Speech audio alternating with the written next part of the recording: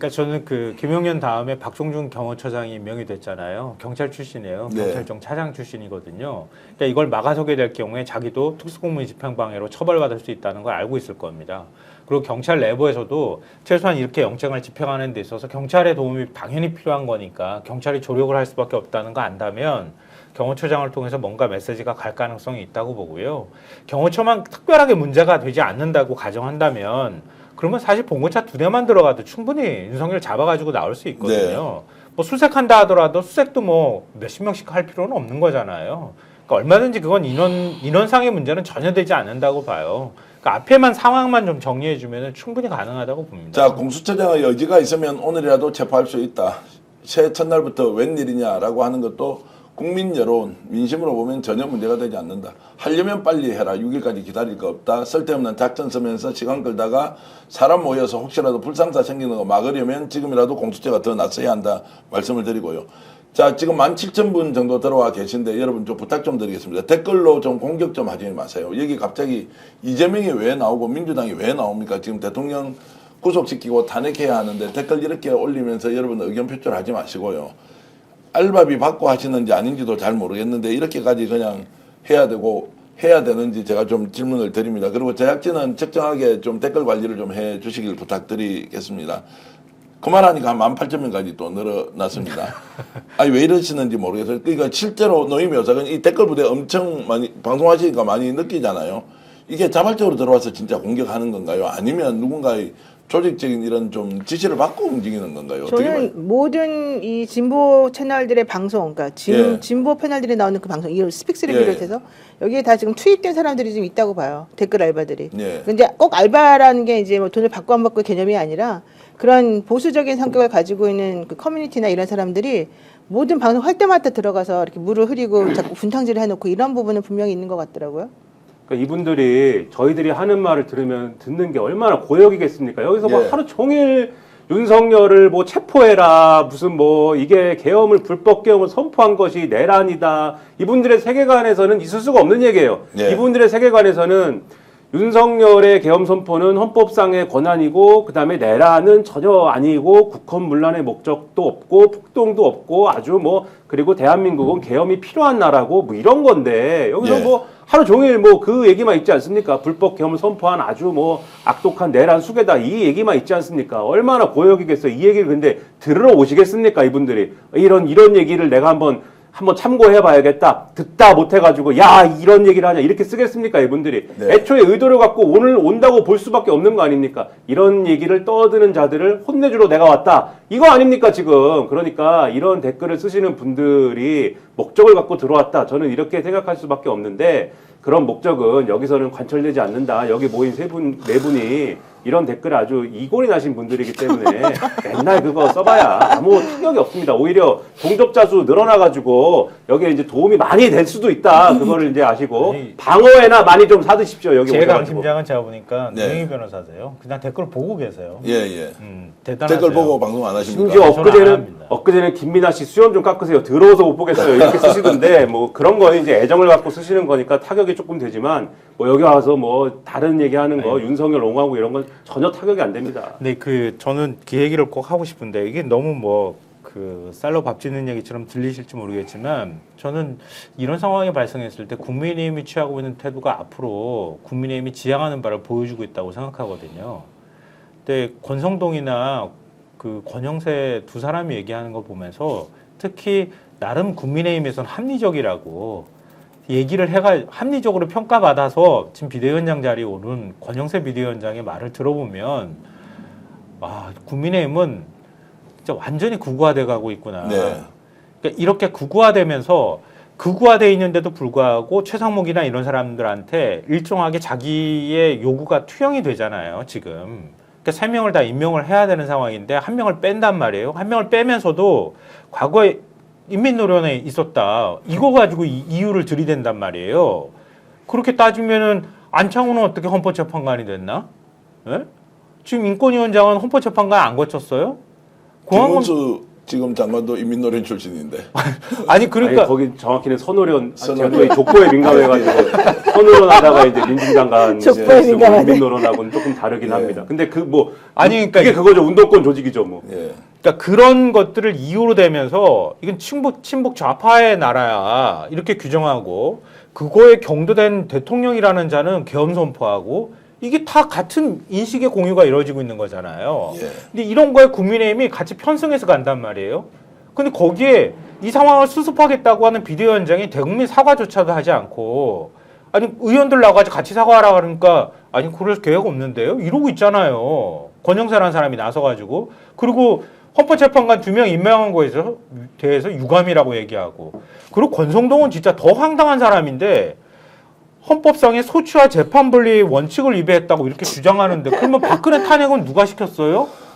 그거 야당이 추천한 사람 안 들어가 있었어요? 자기가 한 거 자기가. 자기가 뭐 소추위원이었잖아요. 그러니까 그러니까 이런 그때 논리들을 그냥 얘기하면서 위원장으로서. 이거에 사람들이 속아 넘어간다는 거예요. 근데 이 마은혁 판사 관련돼서는 제가 그 얘기는 꼭 하고 싶어요. 그 얘기는 꼭 짚고 넘어가고 싶은데 마은혁 판사 지금 말씀하신 대로 뭐 인민노련 출신이고 진정주 정책국장 출신이고 그다음에 그 한국노동당 그거 뭐 창당 멤버고 뭐 어쩌고 뭐 그러면서 이제 반대 논리가 있었지 않습니까? 인사청문회 때.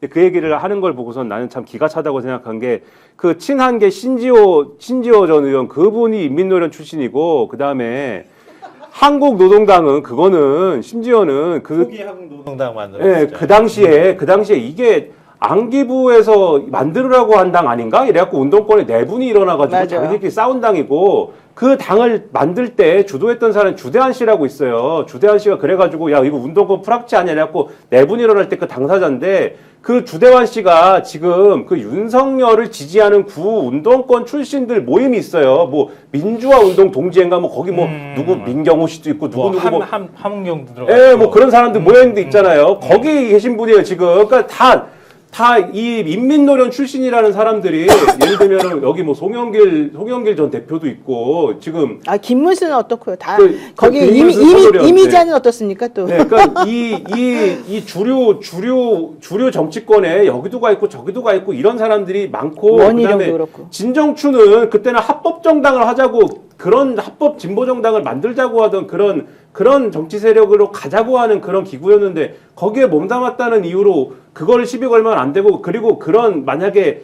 그 무슨 문제가 있는 그런 운동권 세력의 어떤 그런 마음을 계속 유지한 상태로 비합법 세력이라는 마음을 가지고 계속 갖고 있었으면 판사로 임명이 되겠습니까 그게 그러니까 말도 안 되는 얘기를 가지고 반대를 했는데 그거를 최상목이라는 사람이 여전히 그 이유로 여야 합의가 안 됐으니까는 이 사람은 좀 밀어놓읍시다 이렇게 얘기를 하면은 그거는 또 안 되는 거다 이렇게 그러니까 말씀드립니다. 민주화 명예회복 보상심의위원회가 민주화 운동으로 인정을 했어요. 그리고 인민노련이 만들어질 때 한 10,000명이 모인 자리에서 만든 거예요.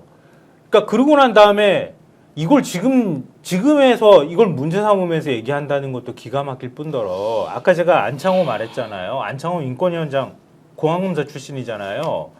이렇게 얘기해요. 차별금지법에 대해서 안토니오 그람시의 주장을 근거로 들면서 공산주의 혁명으로 가는 긴 행진의 수단이라고 얘기하는 사람은 인권위원장으로 멀쩡하게 앉아있는데 가짜뉴스입니다. 대통령 이런 사람도 임명하는 판에 이런 나라에 그람시 좀 아는데 가짜뉴스입니다. 자, 이제 앞뒤 이제 따지고 들면 정말로 100가지 논쟁을 하더라도 24시간 하더라도 이 사람들이 하고 있는 새빨간 거짓말 우리가 검증을 하면 한도 끝도 없습니다. 그런데 정치판의 시계는 돌아가고 있으니까요. 어떻게 돌아가는지.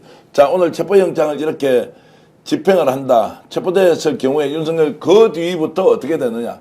어느 구치소에 들어가느냐. 수사는 며칠 동안 받느냐. 구속되면은 이후의 상황이 어떻게 될 것인지 여러분 궁금하지 않습니까? 잠시 광고 보고 돌아오고요. 17,000분이 이렇게 들어와 계시니까 너무 고맙습니다. 2025년 새 출발 특집 윤석열 탄핵 프로그램을 여러분들과 함께하고 있는데요. 구독, 좋아요 눌러주시면서 광고 잠깐 보고 돌아와서 더 재밌는 이야기 이어나가겠습니다. 당연하죠. 비교와 속도는 빠르게, 혜택은 빵빵하게. 비교와 인터넷 비교 원할 땐 인터넷 가입. 성형석도 인터넷 가입을 원할 땐 비교원.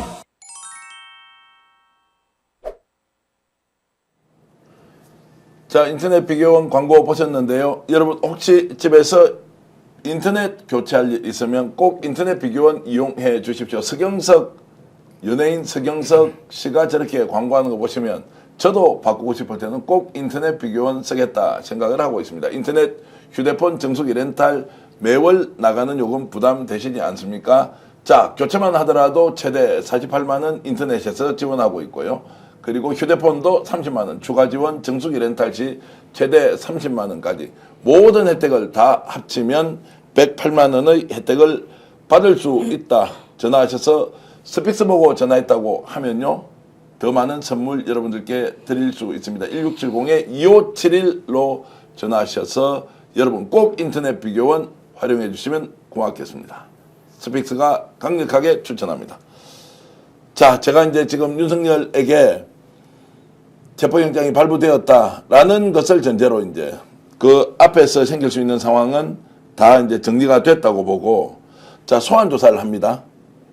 자, 이렇게 하면 이제 체포해서 조사를 하면 혹시 집에 돌려보냈다가 다시 부를 수도 있습니까? 바로 거기에서 뭔가 끝을 냅니까? 그렇게는 거의 못 하고요. 예. 원래 공수처에서는 이제 공수처에서 수사를 하고 48시간 안에 이게 이제 정리가 덜 됐다고 생각하면 구속 수사의 필요성이 생기기 때문에 구속영장을 신청을 하게 되는데요. 지금 검찰하고 공수처하고 지금 합의 본 게 있어요. 일단은 48시간 동안 수사하면서 잠을 안 재울 수는 없기 때문에 원래 보통은 인근 경찰서에서 유치장에서 재우는 것 하나 생각을 했고, 또 하나는 의왕에 있는 수원구치소에 있는 것도 좀 생각을 해놨대요. 네. 정확하지는 않아요. 둘 중에 어디로 갈지는. 그 다음에 48시간 동안 조사를 해본 다음에 이 사람에 대한 영장 청구가 필요하면 영장을 청구하되, 그러면 10일 정도 이게 이제 범죄 소명이 됐다고 저번에 체포영장 발부도 그렇게 됐으니까 그러면 10일 정도가 먼저 이제 되잖아요. 그리고 한 번 더 연장해서 10일을 더 연장할 수 있잖아요. 그렇게 되면 공수처에서는 첫 번째 10일 동안의 조사를 다 한 다음에 그때는 이제 수원구치소에서 왔다 갔다 하게끔 하고, 첫 번째 10일 동안에 다 수사를 한 다음에 어차피 자기네들은 기소를 못 해요. 그리고 이번에 특검법도 다 지금 부인해버렸기 때문에, 거부했기 때문에 또 시간이 오래 걸리잖아요. 그렇기 때문에 이들은 첫 번째 열흘 동안에는 공수처에서 하고 나머지 열흘은 신청하면서 검찰로 보내기로 했어요. 네. 그래서 검찰에서 열흘 동안 자기네들이 이제 수사를 더 많이 해가지고 기소할 수 있도록. 근데 검찰이 지금 기소가 가능한 게 어차피 검찰이 기소할 수밖에 없고, 김용현에 대한 구속 기소하면서 정리해 놓은 것들이 많지 않습니까? 그래서 그것들하고 같이 연결시키면 이 대통령은 사실은 집에서 이번에 체포가 돼서 나오는 순간 다시 집으로 돌아가기는 매우 어렵다. 자, 이제 그 이야기로 보면 이번에 출두가 되든 체포가 되든 윤석열이 밖으로 나오게 되면 영원히 집으로 돌아갈 수 없다. 이렇게 생각할 수도 있는 거죠. 지금 말씀하신 대로 쭉 절차가 지금 말씀하신 대로 체포 48시간 이내에 구속, 그다음에 구속영장 나오고, 그다음에 10일 해가지고 기소까지 쭉 이제 이어지게 예. 되면, 그렇게 되면은 그리고 이제 우리가 예상하는 대로 내란 수괴로서 이제 이게 다 이제 인정이 되고 그렇게 돼가지고 뭐 거기에 맞는 적법한 처벌이 이루어지게 되면, 그러면 이 내란 수괴로서의 어떤 이 죄라는 것은 매우 무겁지 않습니까? 실제 네. 사형이 선고되는 그러한 중죄이지 않습니까? 그러면은 말씀하신 대로 이러한 정의가 실제로 되면, 그러면은 어느 정권에서 무슨 뭐 사면 뭐 이런 허튼 짓을 하지 않는 한, 그러한 허튼 짓을 하지 않는 한 집에 못 간다. 그리고 그 좋아하는 술과 음식을 즐기지 못할 것이다. 이렇게 볼 수 있는 것이죠. 그러니까 오늘 체포되면 실제로 윤석열은 영원히 사회와 격리될 가능성이 매우 높다. 아, 그럼요. 그 현실적으로도 그렇게 될 수밖에 없고요. 그렇죠. 다시 또 집으로 돌려보낸 다음에 다시 또 데리고 나오는 게 힘든데 누가 예. 집으로 돌려보냅니까? 예. 말도 안 되는 거지. 그걸 예상하지 않았으면은, 그러니까 이런 식의 대응을 할 수가 없는 거죠. 체포해서 일단 조사하고 바로 구속영장 칠 겁니다. 구속영장 치고 조사하고. 자, 그러면 조사하고 구속영장 치고 구속이 되면 이제 판도가 완전히 정리되는 국면으로 갈 거 아니에요. 탄핵은 심판의 속도가 더 높아질 거고, 나머지 관련자들에 대한 수사, 조사, 그리고 또 다른 하나는 김건희와 관련된 문제도 이제 본격적으로 수사를 하면은 정말로 국민들이 바라는 방향으로 가니까 지금 약간 지겹고 왜 체포를 하지 않느냐고 하지만 이것이 매우 중요한 분기점이라 이렇게 볼 수 있는 거죠. 그럼요. 지금 넘어야 될 큰 산 두 개는 이미 어제 넘었어요. 네. 헌법재판소 재판관 일단 임명해서 사람의 수를 많이 만들어놨잖아요. 네. 8명으로. 그렇게 하고 체포영장이 일단 발부가 됐잖아요. 체포영장이 발부가 됐다는 거는 공수처의 수사권 논란을 종식시켜줬다. 네. 그다음에 그 체포영장이 발부되면서 결과론적으로 윤석열이라고 하는 사람이 그동안 주장했던 것들은 전부 다 틀리다라고 하는 것을, 그리고 이 건 관련해서는 더 이상 뭐 이론의 여지 없이 내란죄라고 하는 건 성립되어 보인다라고 하는 걸 법원에서 이미 어느 정도는 확정을 지어준 거라서, 그리고 그동안에 김용현을 비롯해서 많은 사람들에 대한 수사가 이미 이루어져 있어가지고 저는 검찰이 가지고 있는 자료하고 공수처가 가지고 있는 자료를 다 합치게 되면 이 내란죄 인정에 대해서는 별로 이론이 없어 보여요. 네. 뭐 노상원 씨에 대한 것도 많이 지금 얘기가 되어 있고, 그래서 그렇게 되면 일단 내란죄와 별개로 탄핵심판도 지금 엄청나게 빨리 진행하겠다는 얘기고요. 네. 이 탄핵심판도요, 헌법에 얼마나 위반되는 계엄 선포를 했느냐인데 이게 가장 핵심인 거잖아요.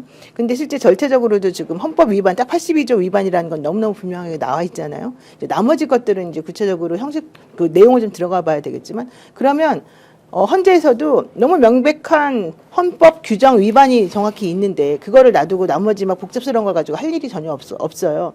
그래서 이번에 문영배 소장 대행도 그렇게 말을 했고, 실제 들어간 2명 들어간 이 재판부에서도 1월 달부터 이제 정식으로 임명 절차를 거쳐가지고 정식으로 들어서 일을 하게 되거든요. 그럼 이들도 다 마찬가지로 8명 중에서 6명만 이제 탄핵을 인용하면 되는데, 사실은 그 전에 또 뭐가 있었냐면 6명만 임명되어 있었을 때 이들이 원래는 그 중에 한 명이, 그 재판관 중에 한 명이 심리는 개시할 수 있지만 결정을 못 한다라는 쪽으로 계속해서 우기고 있다가 이 한덕수가 권한대행으로서 헌법재판관 임명을 안 해주니까, 그런데 국민의힘은 임명은 하지 말라 그러면서 또 6명 가지고 안 된다고 막 주장하고 모순적이었잖아요. 그러니까 헌법재판소 재판관들이 열받아가지고 6명이 심리할 수 있다고 한다면 6명이 결정도 할 수 있는 거 아니냐 쪽으로 계속 얘기를 했어요. 네. 논의를 계속해서 그 한 명 반대했던 바로 그 사람, 결정 못한다고 반대했던 사람도 80% 이상은 그거 할 수 없다. 이 상황을 혼란을 종식시키려면, 그리고 대한민국을 위해서라면 우리가 좀 과감하게 결단 내려야 된다. 이런 얘기를 해가지고 원래는 6명이 그냥 다 탄핵 쪽으로 아마 결정을 내려보려고 생각도 했었었대요. 이건 이제 제가 들은 그 한 사람은 우리가 지금 상상하고 있는 그 사람입니까? 네, 그 사람이라고 해요. 근데 예, 정확하지는 않습니다. 예. 근데 어쨌든 간에 그랬는데 어제 최상목 대행이 2명을 넣어준 거예요. 네. 그래서 1대1 뭐 보수든 진보든 1대1로 나와서 지금 현재 진보라고 불리는 사람이 3명, 그다음에 중도 보수라고 불리는 사람이 5명으로 분류되지만 여기서 완전 보수는 2명이고 실질적으로 중도에서 왔다 갔다 하는 사람이 3명 정도 있어요. 그렇게 따지면 제가 봤을 때는 8명 중에 8명이 만장일치 되거나 최소한 8명 중에 6명 이상은 탄핵이 나올 것 같아요. 근데 그렇게 되면 그거를 늦게까지 오랫동안 길게 끌고 갈 필요가 전혀 없으니까 저는 1월이나 2월 안으로 다 정리가 된다고 자, 노희 변호사님 1월 안에 끝이 날 수도 있다라고 했는데 그 저번에 지금 말했었죠. 생각에는 변함이 없으신 거죠? 네, 그 생각 제가 이제 제일 먼저 이 방송에서 말했겠지만 예. 제가 말하고 난 다음에 많은 사람들도 그런 식으로 방송을 예. 해왔고, 또 헌법재판소 재판관도 27일 날, 12월 27일 날 그 변론 준비기일에 그걸 염두에 두고 정확하게 팩트 체크들을 해서 윤석열 쪽 변호인들이 전부 다 오케이를 해놓은 게 있어요. 예. 그러니까 예컨대 비상계엄 선포했니? 선포했다. 그 다음에 비상계엄 선포할 때 포고령 선포했니? 선포했다. 이거 되게 중요한 부분이잖아요. 근데 그런 거 하려면은 헌법 82조에 있는 그 절차를 지켜야 되는데 그 절차가 바로 국무회의에 들어오고 그다음에 국무회의에 있는 사람들이 전부 다 부서하고 이래야 되거든요. 그러면 국무회의 했니? 그건 우리가 정리하겠다. 국무회의 했냐 물어보니까 우리가 정리하겠다.